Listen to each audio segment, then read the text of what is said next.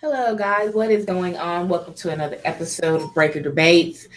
I am Madam B. This is your host, Narik Chase, and here we have Ken Phillips, or Ken, Or KP. or KP. You can do KP, that's fine. Okay, KP. This is episode 120. Have I said that? Okay, here's one to, 120. 120. Man, we've moved right along this year, haven't we? Yeah. We will be getting into how shall I say it? I wouldn't call it the meat, but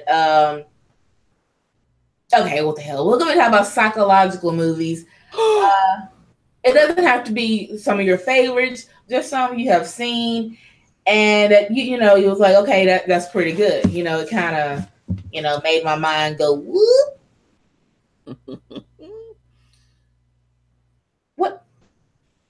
What makes a good psychological movie? He had to. I'm like, what are you holding up to me? Yeah, I didn't want to read the list. I wanted to read it, but I had the thing all wrapped up in it, so it was like, yeah. So I'm like seeing his knuckle, and I was trying to lower my arm, so it was like, but it was like the whole time I'm on screen like this. Yeah. Can I start, or you want to start? Go ahead. This is your show. That's not my show. I just thought of the idea. Exactly. Winner, chicken dinner. Okay. Well, I just got through eating chicken dinner too. I heard nachos. Yeah. Okay. Well, I'll be starting off with 1997's The Game with Michael Douglas and a few other awesome cast members. I call it a psychological movie, or I call it having to watch just because you want to stay up. That's what we had to do. We had to watch whatever Mama wanted to watch. But think back on it, it's a pretty good movie. Should you do me tell a little bit about it? So before it was like his birthday or something? Yes. Okay. Before we continue on, let's get into the meat of what a psychological film is. Now, according to Wikipedia, which throws the psychological movies steers it into psychological thriller. Psychological thriller is a thriller narrative which emphasizes the unstable or disillusioned psychological states of its characters. There you go. Hey. It stars Michael Douglas, who plays Nicholas Van Orton. He's a very wealthy investment banker, and he's just mean as all get out. He couldn't keep his marriage together, which made him even meaner. But, somehow his wife, they still, talk and, stuff like that, unlike other people, marriages. Anyway, he's mean, just like his daddy was. So his birthday is approaching. His brother wants to get him a gift. He don't like gifts. He don't like surprises. So his brother was like, okay, I'm going to give you this. Just do it. And then he said it changed my life because his brother was the same way. They're both rich, much like, Frazier and Niles. Okay. Yeah, except they're bankers. So he goes and, he just leaves out. He don't want to do it. He just leaves out during the test. And it asks just a series of questions. He watches movies and I'm like, okay, I don't want to do it. Leave out in the middle of it. And then, okay, he's like, well, I didn't do it. He tells his brother I didn't do it. What note are you writing? Okay. I thought you were telling me to hurry up. No, don't worry about me. Okay. Anyway, all of a sudden these things start happening to him. Not the things like like jokes. I'm talking about really serious things started happening to him. He gets in car accidents. He gets robbed. His identity is stolen. He's left just poor and all out on the streets. Yes. I don't think I want to hear about this.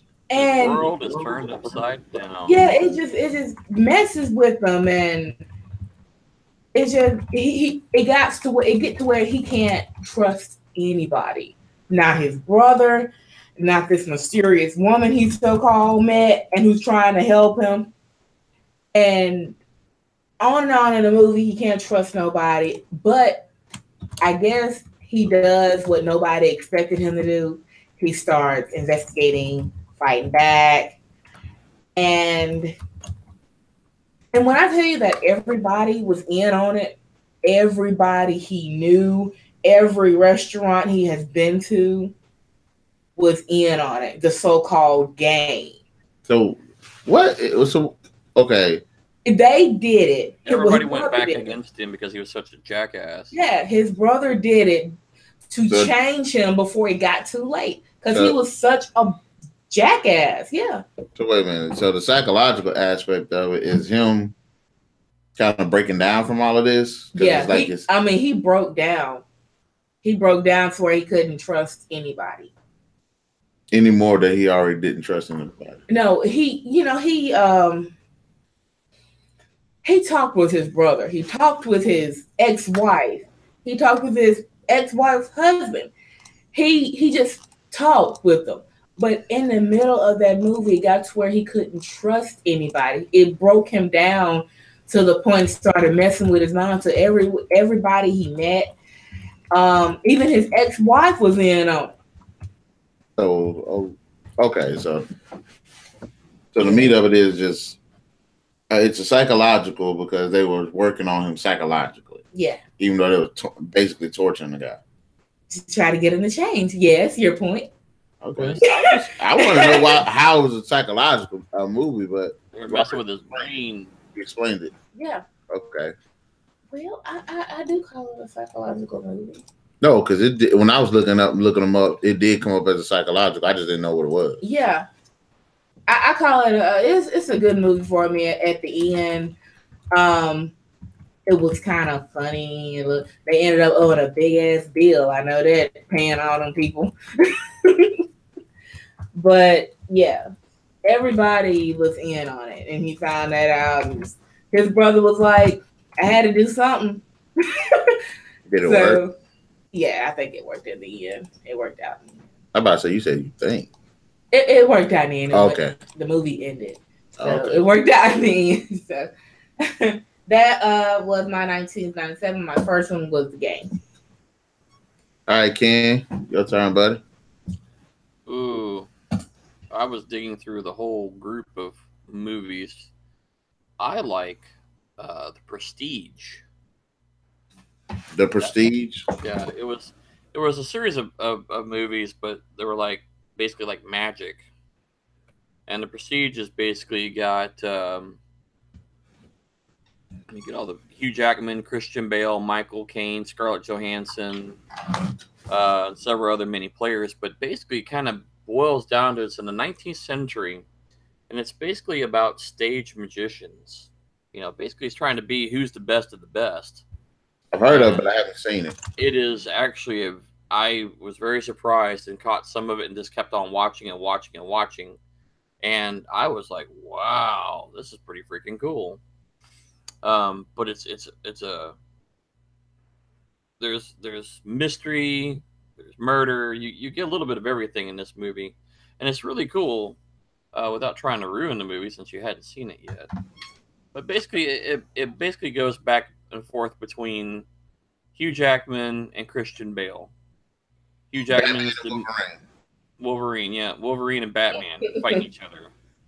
You're 100% correct on that one. Actually, this was I'm sorry, he was already in the Wolverine role, but Bale I don't think had done Batman yet.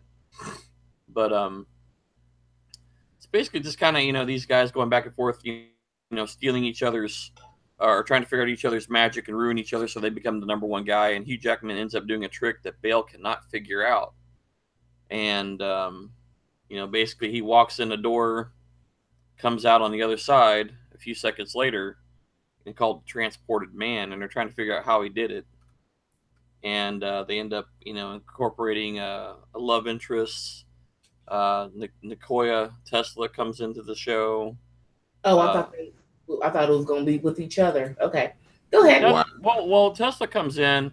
Basically, Hugh Jackman's character hires Tesla to create him a new magical illusion, something that no one's seen before. And eventually that does happen through a complete accident, which also leads to one of the biggest twists in the movie, which I'm not going to really talk about because you really need to see it to kind of grasp it. But basically, they find out, eventually they wash out each other, basically, because they just kept going over the top with each other and going back and forth with their secrets and spies and just all kind of crazy stuff going on. And we find out there's also another twist with Christian Bale's character in the show, because he was also doing a trick of his own the whole time, but no one knew. So it gives you a lot of suspense, mystery, murder, some romance. I mean, it gives you a little bit of everything, but when you hit to the catch point, the oh my god, I didn't see that happening, it'll blow your mind, and you'll be like, okay, all right, and they basically pit each other against each other. It drives Hugh Jackman's character insane. It drives him crazy trying to figure out how all these tricks are accomplished. So it gives you the psychological, emotional thriller that you like, and then when you hit the end, boom, your mind's blown. Okay. The Prestige. It's a 2006 movie. Well worth your watching. Okay, I'm gonna go ahead and throw one out myself, and it's a personal favorite of mine. 1408. Is it Room or 1408? 1408. Really thought it was Room 14. It's probably like an asylum or a knockoff. Isn't that the one with Samuel Jackson? Yes. And the reason why I picked this movie, for those who haven't seen it, it's about what's that guy's name? 2000. I was trying to think of the guy's name. I'm like sitting here looking for it real quick. Oh gosh, can't remember the guy's name. Was it Johnny Depp? No. God. You remember that movie we watched where they kidnapped that couple's child that they just adopt, and it turns out that they were using that kid as a racket? I do know who you're talking about. Yes, that dude. I can't remember the fool's name, but it's about a writer. Yeah. Yes. Yeah, John Cusack. It's about a writer that goes to these supposed haunted places, and he gets wind of a haunted room that's in this hotel. Uh-huh. And he goes to go see if it's actually haunted, and he finds out that it's actually haunted. Now, I have seen like a little bit of it, but not. And the best part of it is like that movie works as a psychological thing because the whole time it's messing with this guy's mind to the point where he doesn't know what's real or what's not, and the room's sole purpose is to make you kill yourself. Mm-hmm. So and it's a certain amount of time that you're supposed to stay in the room, and he actually manages to stay in the room that amount of time. And then, there go the time. I'm gonna blow up. No, that wasn't our time. That wasn't our time. That was for me.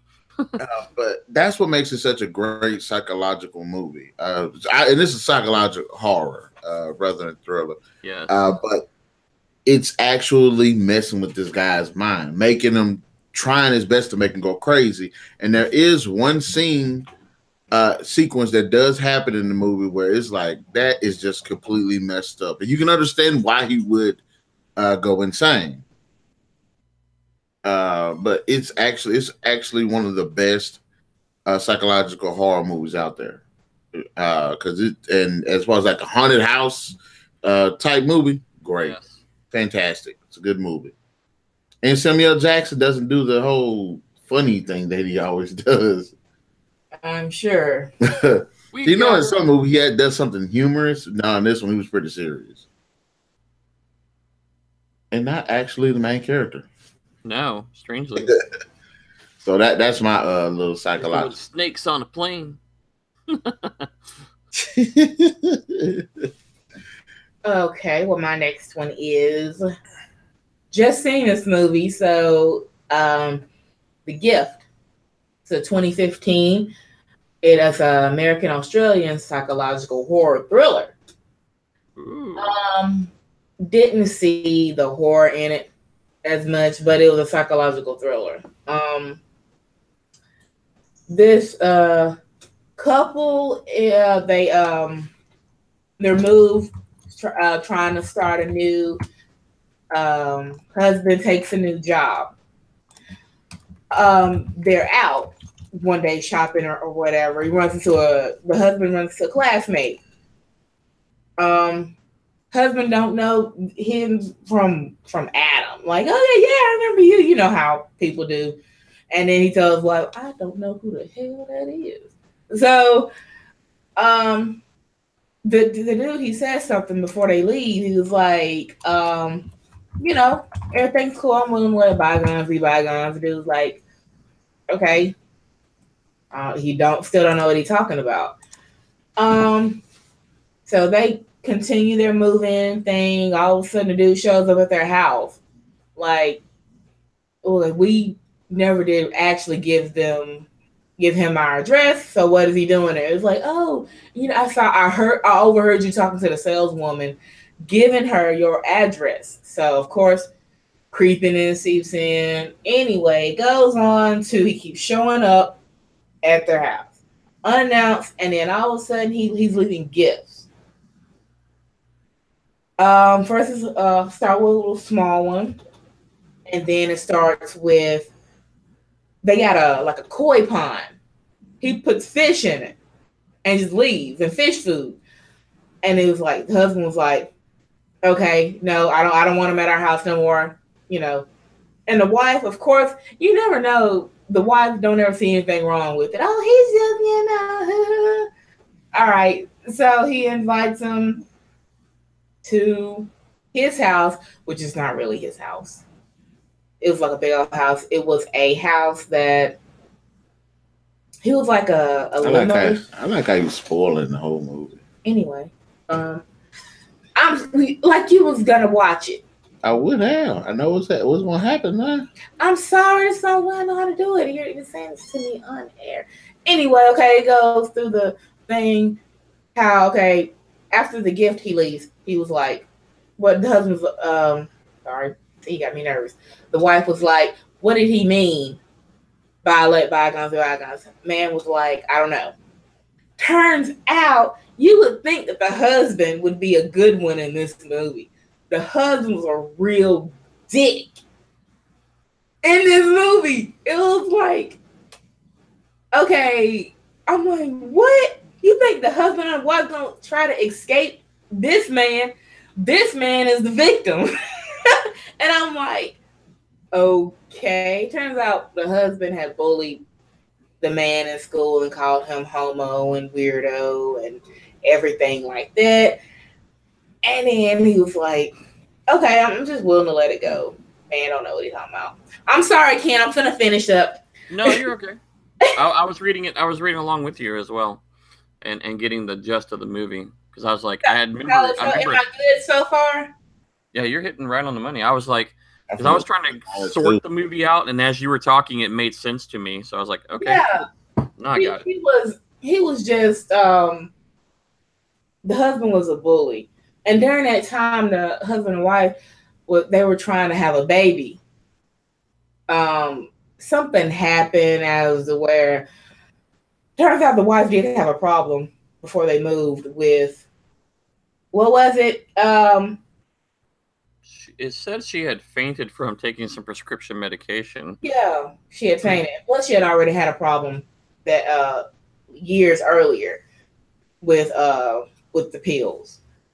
So all of a sudden, she fainted after drinking some Gatorade. All of a sudden, Gordo. Oh yeah, Gordo comes in, picks her up, takes her to the bed. Everything fades to black. Who the hell was Gordo? Oh, Gordon, that's the dude that they met in the mall. I'm sorry. I never did give the name. The couple is Simon and Robin. And Gordo is his classmate. So then like weeks later, the wife says she's pregnant. Okay, they're happy. She's getting bigger and stuff like that. But he keeps, he still shows up, but he gets, he had a restraining order against him. Anyway, all that happened. Turns out Simon, of course, is the bully. I told you that, right? He kept picking on Gordo, just kept calling him all kinds of names, even to that day when they was wife was steady getting bigger and bigger, um and it turns out he wasn't just a bully to him, he was a bully at his job. He wanted a promotion so bad that he said something bad about this man to the boss, and he got the promotion instead of the other man. Man showed up at his house throwing shit. Yo, I like that. Anyway, at the end, which is the real like mind blower, the mind effer. Does it say that? She had a baby. He called him on his phone, and it's like he's leaving little clues everywhere. He left a videotape. He was watching the videotape, and he sees him pick up his wife, take him in a room, take off her clothes. All of a sudden, everything just fades to black like it is. So now, in his mind, he's wondering, am I the baby's father, or is he? And then Gordo's like, I didn't do that. I didn't do nothing to her. Or did I? So it was kind of, yeah, it was kind of like he don't know. After the wife found out all of that about him, she was like, I don't want to go home. He was like, okay, we can go somewhere. She's like, I don't want to go home with you. He just slithers out the room. His career is destroyed, his marriage, just because he decided to be a bully. His bullying never stopped from high school. It never stopped. I'm not watching this movie now. I'm sorry. It's like, I can't explain it. I have to get where you're at to just break it down into one paragraph. That's why I look up the summary on the internet. I'm messing with you. It's right there, wasn't it? The show contains spoilers, just in case. Yes, spoilers. Whoop, whoop, whoop. Spoiler alert. Spoiler alert. Jason Bateman and Rebecca Hall as a couple intimidated by a past figure played by Egerton. Okay, so you don't want to know nothing else. That's all you wanted to know. Oh, that's all right. Okay, I for my other three, I will say just that. Don't say that same line. I will say just that this film stars. Don't be like at the movies where it played the same trailer twice. It did. Oh my God. But is it the psychological element in that movie playing on the characters, or is it playing on the audience? Because from the way you're saying, it seems like it's playing on the audience because you think the creeper is the bad guy when you end up being a twist being somebody else. Well, I may call it a little bit of both, because for the audience, it's like, because when I first saw the Gordon, I'm like, he's slow, like something wrong with him, like, something like that. But he just ends up being actually the victim, but he just went about it the wrong way to them. Now, to the couple, they didn't know why he kept leaving gifts. They didn't know why he kept showing up or what these letters mean. The husband knew, but the wife didn't. And the husband was like playing on the wife as to thinking she was crazy. He was like, well, no, you're crazy because, this doesn't have anything to do with that. And then she was like, well, why does he keep doing this? And he was like, well, you're taking pills again. So he had her thinking she was crazy. So it was like, everybody's crazy. It was very multiple layered. Yeah, it was multiple. It was actually the guy trying to get what he wanted back. The husband who was a jerk was playing on her. I mean, it was just like everything was going crazy, and then what you thought was going to happen didn't. You get a little bit of everything in that movie. So yes, my 5 movies, and probably more after that, is probably going to contain little spoilers. My bad. I'm sorry. I'm giving you a thumbs up. I don't know if I want a thumbs up. Oh, I don't want my thumbs up anymore. Oh man. Okay, I'll try to, when the next go around, I'll try to be less. As fast as we're going, we're probably only gonna get one more after Narik, and then we're gonna be like, the title of the movie is this. It's a psychological thriller. All right, your turn. Yeah, I will say that. Next. Next. You up, Ken?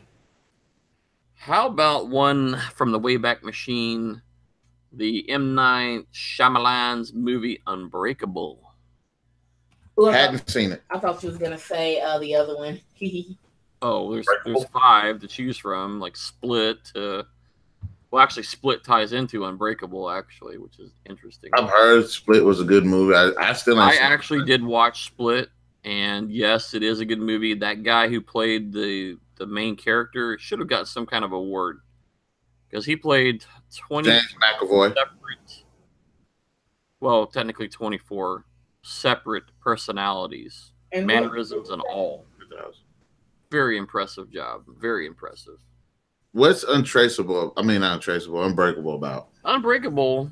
When I first saw it, I didn't understand it because I'm like, huh? Because that was my first. You know, we had Sixth Sense and a bunch of the other movies, The Village, and all done, and they all had these big twists at the end.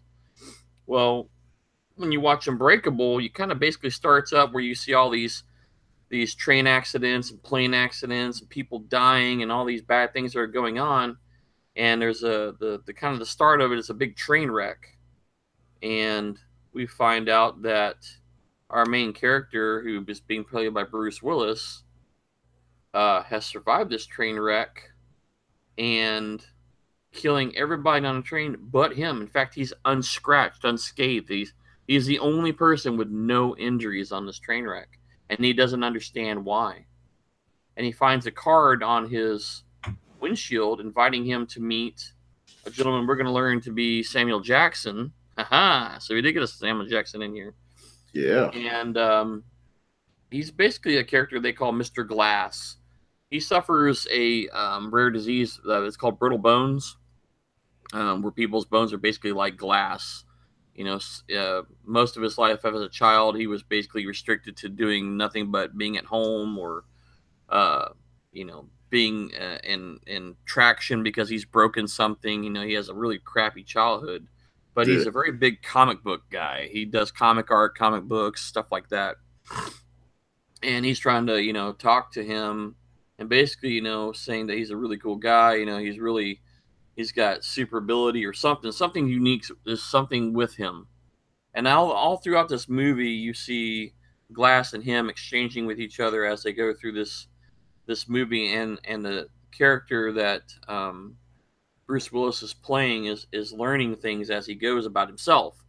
You know, he's like, well, what if I actually am like a superhero or something? Maybe I have some special abilities. And his kid is like, well, try it, Dad, try it.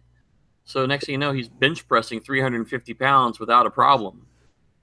Dang. You know, and you know, he's still playing. No, I'm just an ordinary guy.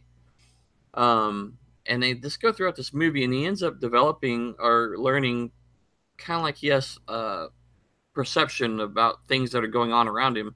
So he goes to like a train station and stands there, and as people walk by and touch him, he kind of sees if they've done something wrong or criminal acts. You know, he sees what's going on, and he ends up running across a gentleman that is a janitor who has done something really, really, really bad. He's holding the wife and kids hostage at the house. He's raping the mom. It's crazy stuff. Dang. And he decides to try out his superpowers, basically, or what he considers, you know, just to see. And he ends up saving the day. Well, now he's kind of had this power. He goes back to see Mr. Glass, who's doing this big exhibit, you know, all these different things, and he starts talking with him, and as he's talking with him, things start flashing with him. He starts seeing the train wrecks and the plane crashes and all these things that are going on around him, and realizes that Mr. Glass had orchestrated it all, trying to find him. And the big reveal comes in. Spoiler, turn off now. The big reveal comes in. All right. Go ahead. The big reveal comes in that's all I can tell you. Now there's a nice twist if you hadn't seen it, but basically everything comes together. Everything you find, because the movie's kind of long. I'm gonna be honest. You know, when I first watched it, it was like it was dragging, and then it kind of started picking up pace, and you're not really putting together things. You know, all the clues are there. Once you realize what the movie's about, all the clues to the movie are right there in front of you, and then they piece together. And then, of course, at that last moment of the movie, you're like, oh my God, why didn't I see that happen? Oh, I can't believe that I just completely missed everything. Those tend to be the best ones. And that's what makes the movie so good. I was like, man, this movie's kind of dragging on. I'm losing interest, but you know, I'm giving it a shot. And then at that last, I don't know, 15 minutes of that movie, it's like, dang. And the whole movie now becomes eye-opening. The ending, it just all makes sense. And then the movie is super good at that point. You know, and a lot of the Shyamalan movies were done that way. You know, like The Village, the ending with The Village, you're like, oh, this one does the exact same thing. And you're like, dang. So I'm not going to give you the complete ending of everything, but it will make sense to you once you watch the movie. But you have to watch it very open-mindedly. Don't get bored with it. Yeah. Because as the movie evolves, there's a lot of stuff going on. It's just, it takes a little bit of speed to get going. And when it gets going and it hits the wall at 90 miles an hour, you're like, dang, gotcha. So that's mine, Unbreakable from 2000 with Bruce Willis, Samuel Jackson. From M. Night Shyamalan. And I have heard some things about people like, dude, you ain't never seen that? Like, no. Well, and everybody was talking about Split. Split is related to Unbreakable. Especially at the end of Split, it will tie in to Unbreakable. That's all I will say.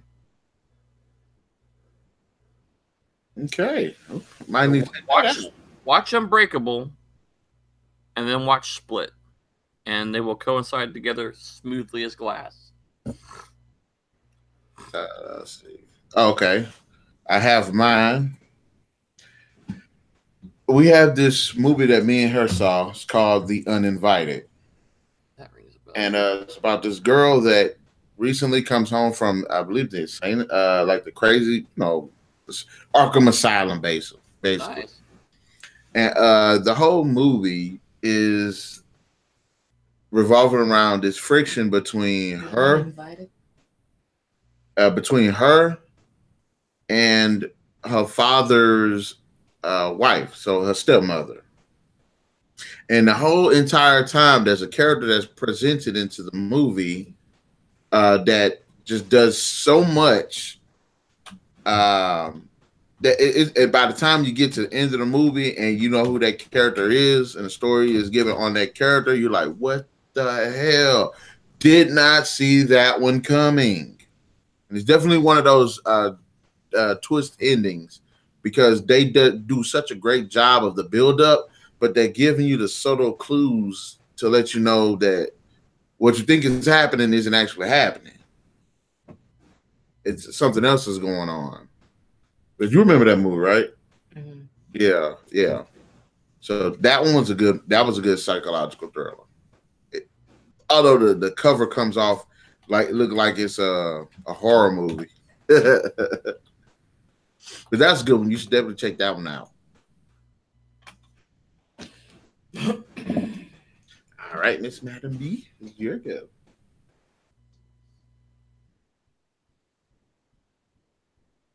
Okay.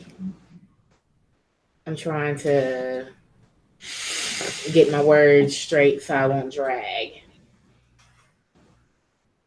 Okay. My next movie is, I guess you would kind of call it a psychological. Hard Candy. Yeah. 2005.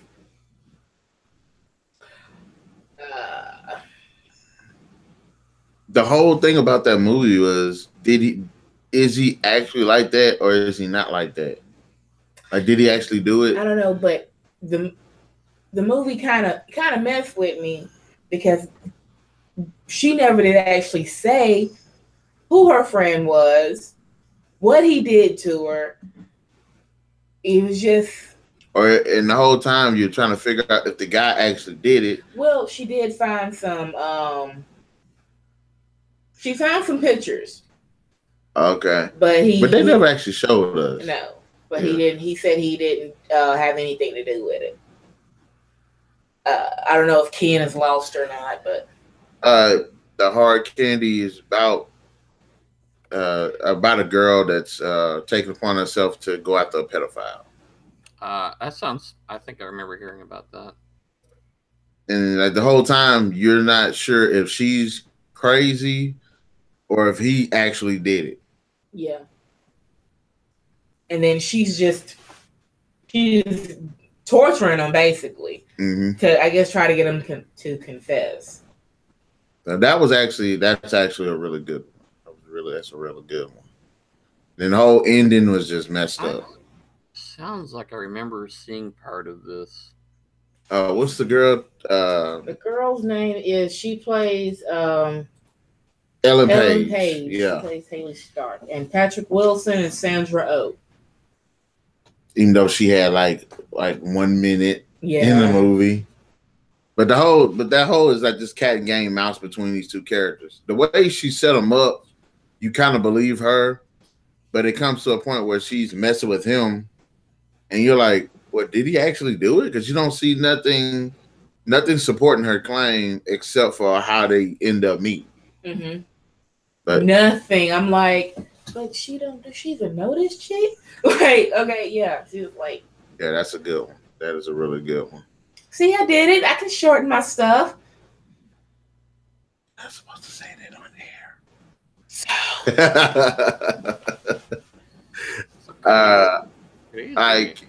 I can go ahead.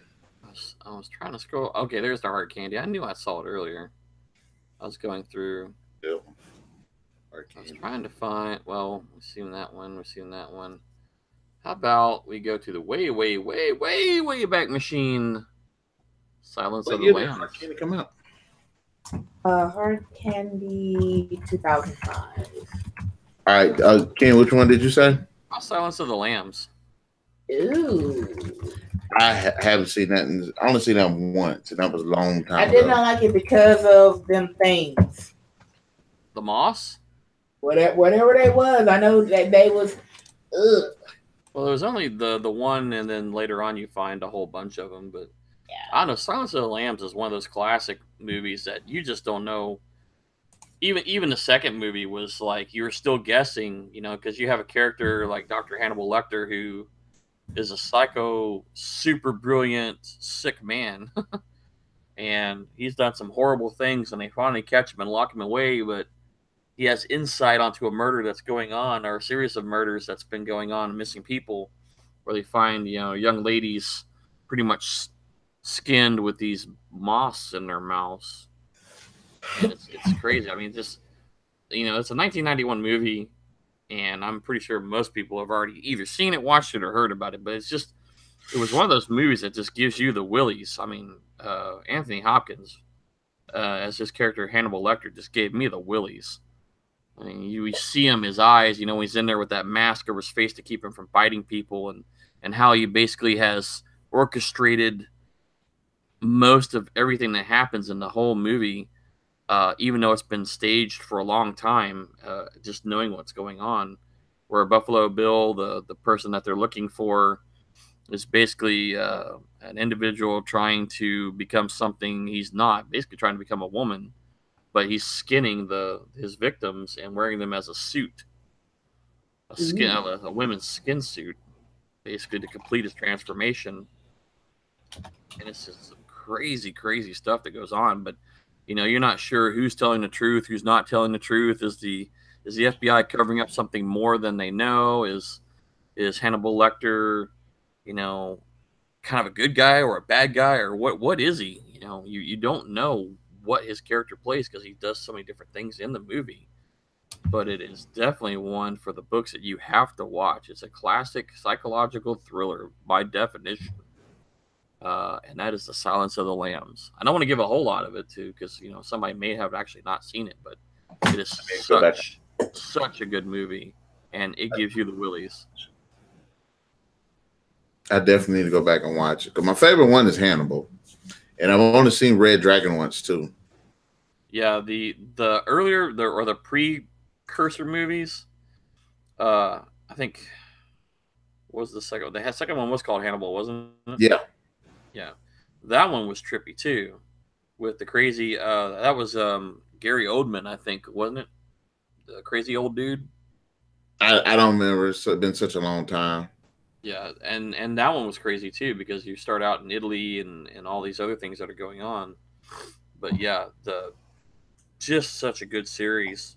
The books are much more in depth, obviously, because you get more detail than you can in a 2.5 hour movie. But the the performances of everybody in the movies, especially Anthony Hopkins, just stick in your head forever.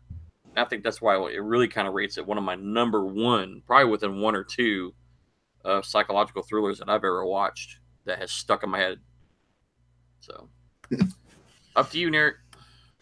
We have. I want to. We ain't got much time, but I'm gonna go ahead and talk about this movie called Mother. It came out last year with Jennifer Lawrence and Javier Bardem. Yes, And very weird movie. that movie is like a trippy movie because it starts What off. year is it? Huh? What year? Last year. It was a very controversial movie because a lot of people. I had to actually go. I didn't see it, but everybody was talking about it, so it You pulled have your curiosity. You have to read up on it to understand. And I did. I had to go to read up on it, and I had to read it from multiple different places, not just Yes. one, because everybody had a little bit different take on it. So if you could put them all together, then you're like, oh, okay, all right, it makes sense now. But if Yeah. you had watched the movie without reading it, You ain't gonna understand what's going yeah, on. it's like watching Jacob's Ladder. You do not understand. I mean, even after I watched that movie and read it, I still didn't understand it. It took a while for me to ever process that movie. And Mother is one of those same movies, that same style of movie. It's about this woman who has she's married. Jennifer Lawrence is married to Javier Bardem. They stay in this dream home of theirs. She likes to, I guess, fix up on the home, and he's a writer that's kind of having like writer's block. And then this family, this couple, no, this guy comes there to like stay a day or two or something like that. Yeah, ends up And bringing a then bunch of others. and then it starts bringing in more people, and then it starts spiraling out of control. What happens? That movie is definitely like a psychological, not for just the character, but also for the people watching it. Yeah, because you don't know what's going on. You really get lost in that movie. Yes, yes, I definitely give it to the person. And then, like I said, when I read up on it, I understood it a little bit more, and I'm like, okay, person is a genius. Yes, it kind of is going to go over people's head, but yeah, that's a movie you got to do research on. But we only got time for one more piece. No, y'all go ahead. No, I really untalked. Just so can you do go ahead and do yours, and then Narik will be back to you. Oh hell, I already closed out my stuff, but because I was like, man, there's so many. I didn't realize that a lot of the movies I had seen. You're sitting here going through, and you're like, wow, I didn't know that was really considered a thriller or psychological thriller. In fact, I was actually going back looking through it because The Sixth Sense was one of them, but I've never seen it all the way through. I haven't seen it all the way through. And Seven is one of those that I've never seen all the way through, but I saw the ending and I'm like, oh, now I need to watch the rest of the movie. That was an interesting movie too. Can you think of one more off the top of your head or something? Well, I had seen as I mentioned Jacob's Ladder, and that was a 1990 movie, and it's basically kind of like you experience a gentleman. I was trying to remember his name. In fact, let me pull it up real quick. But basically, Jacob's Ladder is kind of a weird movie because you get on from the perspective of a guy who's in combat in Vietnam. He gets injured. He ends up coming back to the States, and he starts having these crazy hallucinations of these very unusual characters. They're all over the place. Some are white, some are black.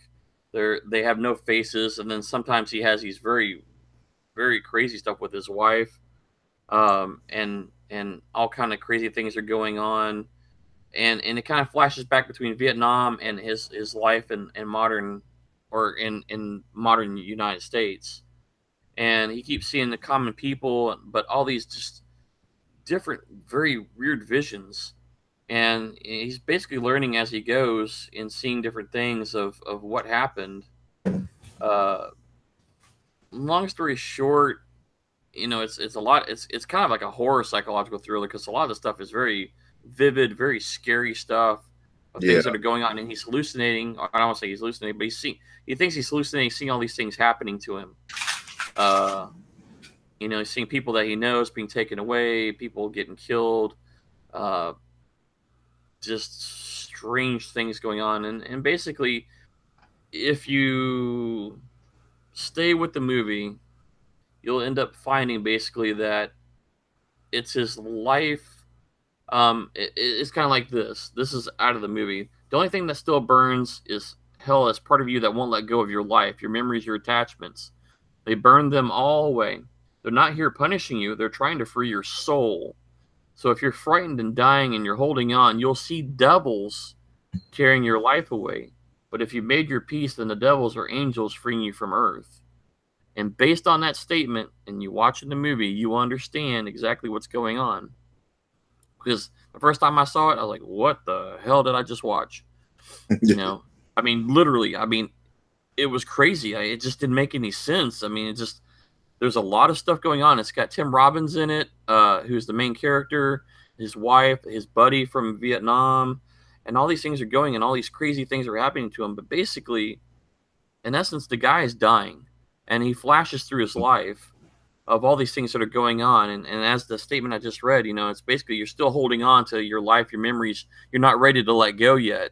And once he gets through all these things, and then he finally lets go and realizes that it's just better for him to pass on, and then it's just the angels coming to basically take him away, thus taking him to Jacob's ladder, which is a stairway to heaven.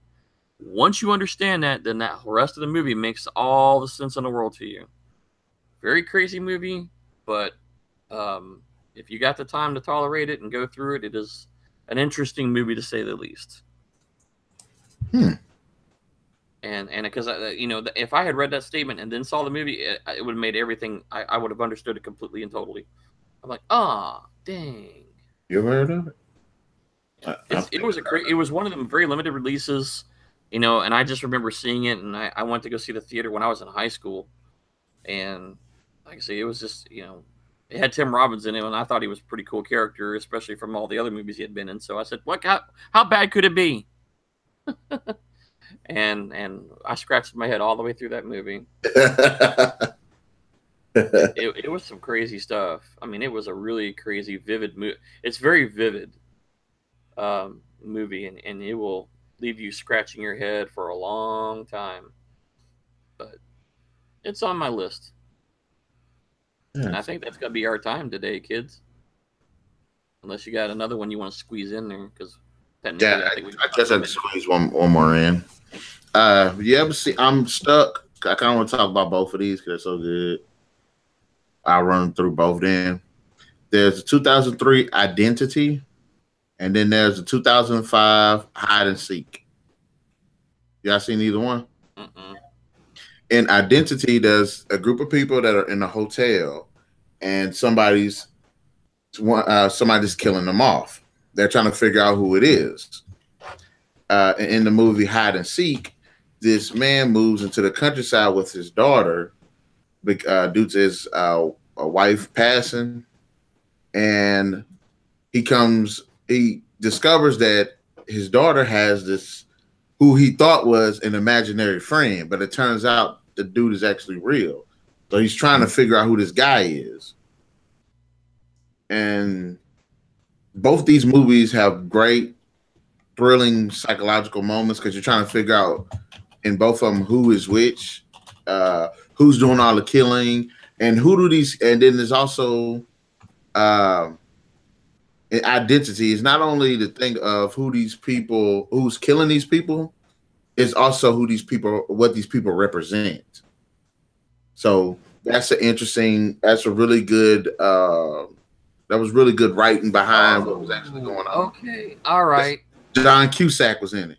Yes. I ding. Yes. I was like, man, that sounds so familiar. Yes. That was a good movie. And then and hide and seek, same thing. The father is trying to figure out. I believe the imaginary friend name was Charlie, and I think that I can't remember who it was. Was it Robert De Niro or Dustin Hoffman? Robert De Niro. Yes, but when they actually like you find out who Charlie is, and the whole backstory about Charlie, you're like, that's really good. That's really good. That was actually surprisingly really good. It had 5 different endings. Didn't see them all. I only seen the one. I don't even remember. Although I did start watching the movie the other day, a while back, and I didn't finish it. But yeah, both of those are great movies when it comes to the whole psychological aspect because they play on the characters and they also challenge the people that are watching it. So you can try to figure out who this person is and figure out who's doing all this stuff. Identity was one of those good ones. Yes. Again, you don't catch it to the end and you're like, oh, wow. But yes, I remember that. I definitely remember that one. So I guess in closing statements, we didn't get to all of them, but sorry. What you apologizing for? You got into it. You were passionate about it. We only get an hour show. I mean, no, that's what it's about. We got it, man. We have plenty of time for another show. One episode, 121. Yeah.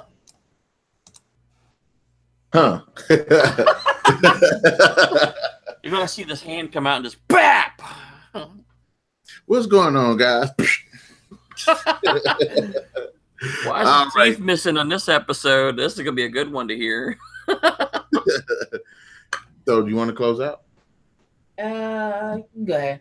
Are you? Come on! You got it. You started it. You got it. Okay. Well, you guys, this ends our 120th episode of Record Debates, Psychological Movies. Fortunately, we didn't have time to get to them all, but there is always another show. And yeah, I just got real passionate about it. So, in closing, any other words? Good show. Okay. Like, share, and subscribe. Hit that notification button at the bottom. Feed us any comments about your favorite psychological thriller. Remember Tuesdays and Thursdays. Mm-hmm. Be or be square. Yeah. All right. See, that was easy. Yeah, that was easy. Goodbye, folks. That's all, folks.